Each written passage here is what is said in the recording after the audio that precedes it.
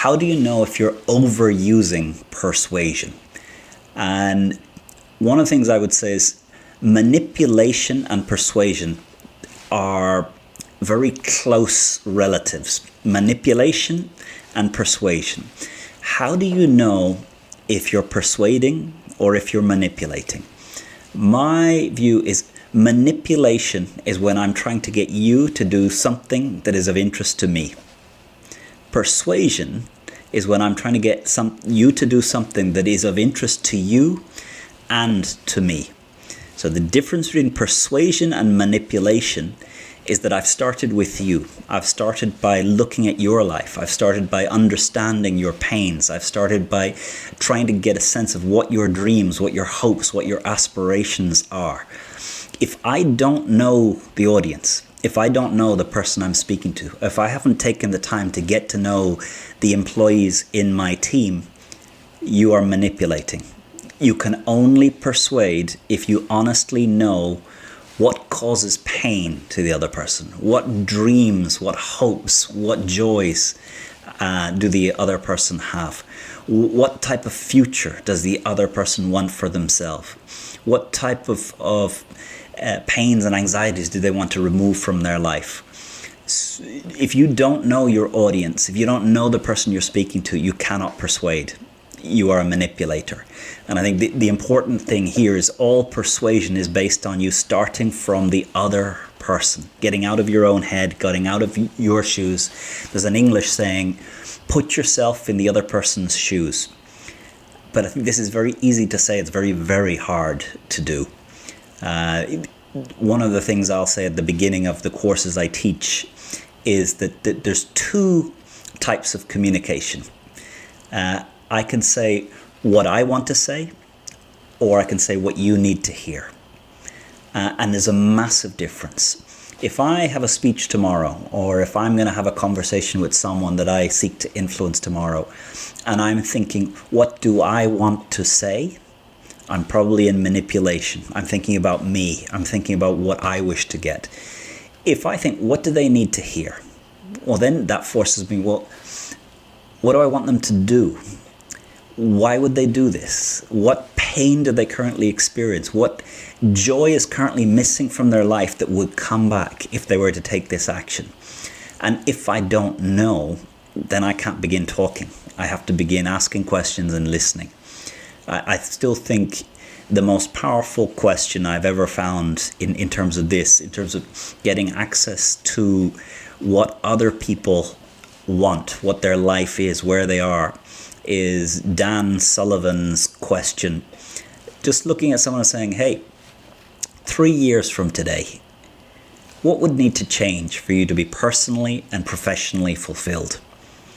And if you can get into that conversation and you can hear what the other person would like to change, what pains they'd like to go away, what joys they'd like to put into their life, and you can really understand, then you're in a position that you can persuade.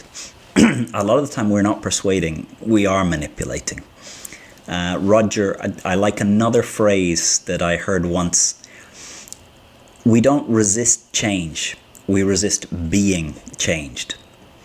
And I'd like you to take a moment and just think about what this means. Human beings, as a species, we are very adaptable. For me, if I wake up in the morning and I plan to go to the beach and it's raining, I don't go to the beach. I just adapt. But this sentence, we don't resist change, we resist being changed. So the moment that another person decides to influence me, I will resist it. And any use of power by a person, by a human being, creates resistance. It's not because the other person is good or bad, it's because they're human. We resist being changed. And why storytelling is so important is that storytelling is a form of communication where I'm not trying to influence you through my opinion or my judgment or me telling you what is right. If I'm telling you a story that comes from my life, and I'm telling you the story about what happened to me that moved me from someone who didn't care about this to someone who cares about this, and I just share the story, I share with you what happened to me so that today I now live in this certain way. I take this action. If I truly share that story without my opinion or my judgment, I'm not changing you. I'm allowing my experience to have this impact on you. It's almost like the environment is being handed to you, not my opinion. Great storytelling removes my opinion. It just gives you what actually happened, and you get to choose what it means to you and what action to take. So this is a very powerful concept. We don't resist change. We resist being changed. I find that the books that have greatest influence on me are not the textbooks that explain how to do marketing or how to be a leader or how to run a meeting. They're biographies.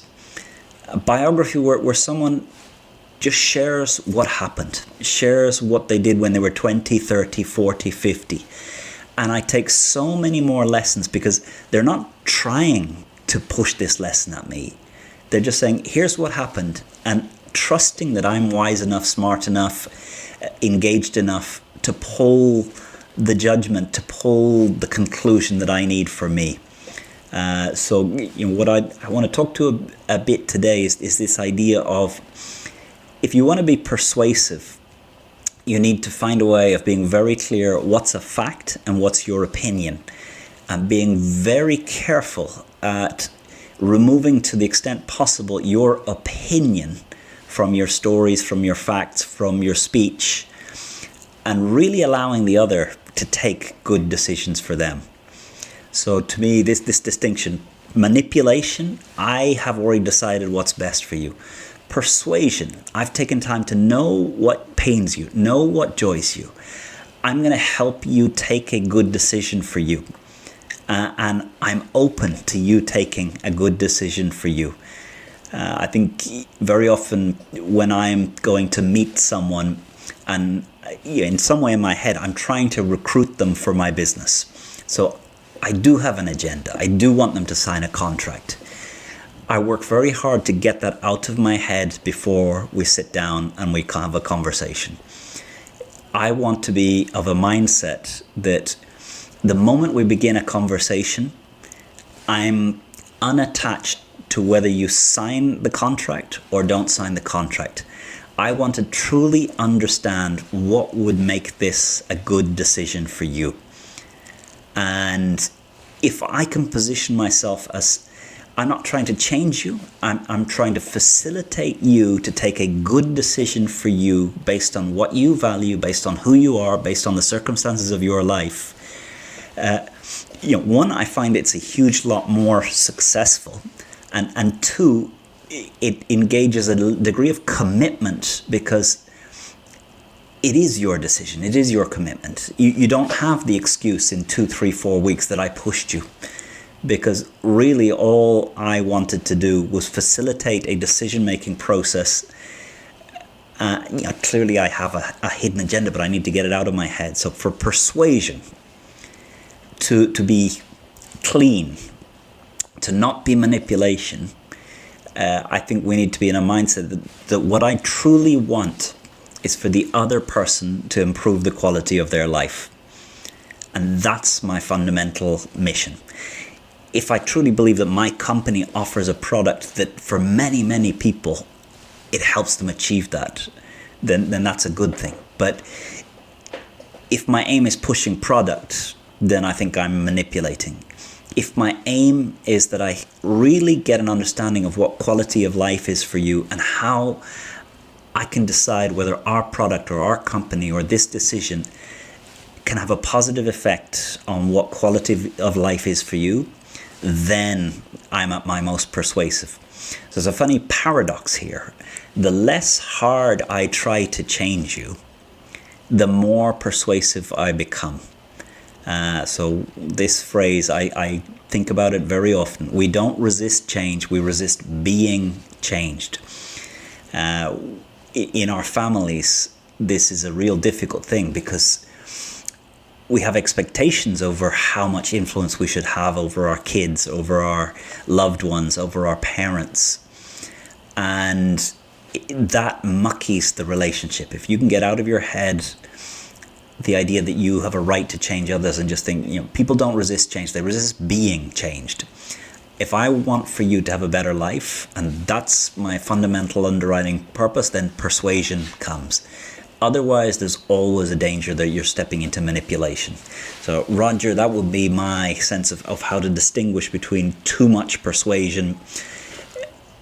Persuasion is always rooted in who is the other person, what do they need, what would make their life better.